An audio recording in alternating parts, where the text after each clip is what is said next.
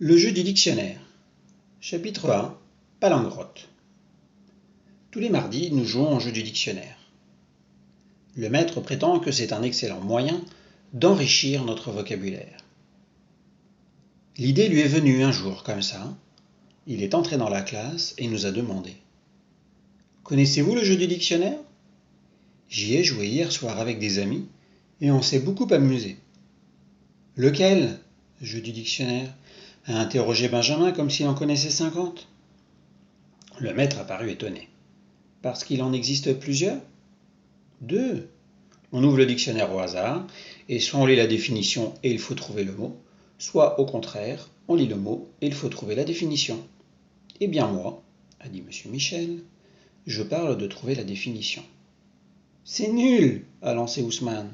Si c'est le mot table, tout le monde gagne. Tout le monde sait ce que c'est une table. » Justement, a couiné Benjamin. Et le maître a complété. C'est bien pourquoi on choisit un mot difficile que personne ne connaît. Ousmane a hoché la tête comme s'il approuvait avant de réaliser. Eh, c'est encore plus nul. Si personne ne connaît, personne ne trouve. J'étais d'accord avec lui, et une bonne partie de la classe était d'accord aussi. Monsieur Michel montrait des signes d'impatience. « Écoute, a-t-il reproché à Ousmane, et ce n'est pas la première fois que je te le dis. Avant de décréter qu'une chose est nulle, réfléchis un peu ou attends qu'on ait fini de l'expliquer. » Et il a poursuivi pour toute la classe. Le jeu consiste à inventer des définitions qui ont l'air vraies. Chaque joueur en inscrit une sur une feuille.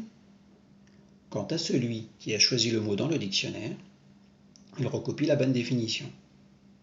Et c'est lui qui gagne. Trop fort, a ricané Ousmane. Ensuite, a continué M. Michel, en lui lançant un regard noir, on mélange toutes les feuilles et blablabla. On commençait à s'agiter dans les rangs. La règle du jeu du dictionnaire était trop compliquée. Il était question de voter pour une définition. Si c'était la bonne, on marquait des points, mais on en marquait aussi quand quelqu'un avait voté pour la vôtre sans le savoir, en pensant que c'était la bonne. Bref, tout un système. À chaque tour, le dictionnaire changeait de main.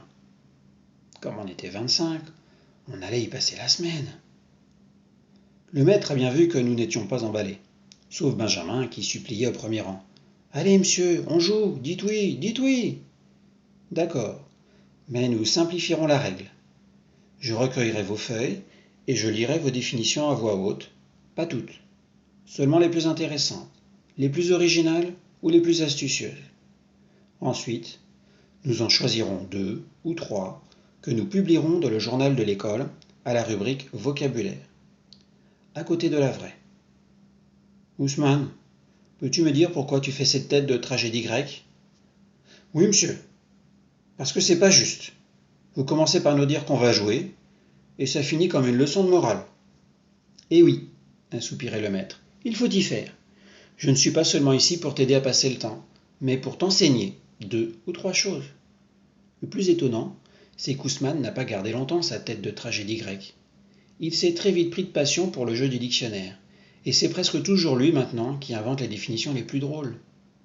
Cette première fois, par exemple, on est tombé sur le mot « blatte », et Ousmane a trouvé « belette aplatie ». Il a même dessiné sa belette, dépassant d'un rouleau compresseur, la tête d'un côté, la queue de l'autre, dans une flaque de sang. Ça a révolté Sophie, qui est pour la défense des animaux. Ousmane n'a pas compris pourquoi elle en faisait toute une histoire. Il a dit que lui aussi il était pour la défense des animaux, et qu'il ne voyait pas le rapport. Ça n'empêchait pas d'avoir de l'humour. Si tu appelles ça de l'humour, a lancé Sophie, les lèvres pincées. Le maître a dû intervenir pour qu'ils arrêtent de se chamailler. Il nous a donné le vrai sens du mot. Une blatte, c'est un cafard. Beaucoup de filles ont fait « burk » et pas mal de garçons « miam miam » avec des yeux gourmands. Même René qui part en courant dès qu'il voit le moindre gendarme. Palangrotte égale femme des cavernes. C'était encore une définition d'Ousmane, un autre mardi, et on n'a pas compris tout de suite pourquoi le maître a été pris d'un fou rire. Il riait de si bon cœur qu'on riait nous aussi en répétant bêtement « femme des cavernes », comme si on avait saisi toute l'astuce. Pour qu'on comprenne bien, M. Michel a écrit au tableau « pal » en grotte, tout en expliquant La femme des cavernes est pâle, dans sa grotte, elle ne voit pas souvent le soleil. Le plus drôle, c'est qu'Ousmane a découvert le jeu de mots seulement à ce moment-là. Il avait inventé cette définition sans trop réfléchir. Ce n'est jamais un garçon qui réfléchit tellement. Il agit surtout à l'instinct. Ouais, c'est exactement ça, a-t-il fait écho au maître. La femme est pâle parce qu'elle ne sort pas de la grotte. L'homme, lui, est bronzé. Il est toujours à la chasse. Sophie ne riait pas avec nous. Quand tout le monde s'est calmé, elle a dit qu'elle trouvait la plaisanterie d'Ousmane sexiste. Elle a vraiment employé ce mot. Elle a précisé, je veux dire raciste envers les femmes. Parce qu'elle ne voyait pas pourquoi la femme des cavernes resterait au ménage de la grotte et à la vaisselle pendant que l'homme s'amuserait dehors. Elle a encore ajouté que ça ne l'étonnait pas, d'Ousmane, à cause de sa religion. Et là, le maître n'a pas été d'accord du tout. Parce que tu imagines peut-être que les musulmans sont tous des intégristes qui enferment la clé leurs femmes et leurs filles. Ce n'était pas souvent qu'il parlait à Sophie sur ce ton de réprimande. Et elle n'a rien répondu, vexée. Elle pense que tous les Arabes sont des machos, a fait Ousmane. Si elle voyait chez moi, c'est ma mère qui commande la vérité. Et se tournant vers Sophie. C'est toi la raciste des femmes. Tu veux les défendre comme des espèces protégées de l'autre jour. Mais les femmes ne sont pas des animaux. Des animaux, Ousmane, a corrigé le maître. Non, monsieur, animal. Féminin pluriel, a répliqué mon voisin avec son aplomb habituel. Et pour avoir le dernier mot. Et alors, une palangrotte, c'est quoi finalement a demandé Carole, que cette discussion commençait à agacer. Le maître a expliqué qu'il s'agissait d'un mot provençal, un terme de pêche, pour désigner une ligne munie de nombreux hameçons.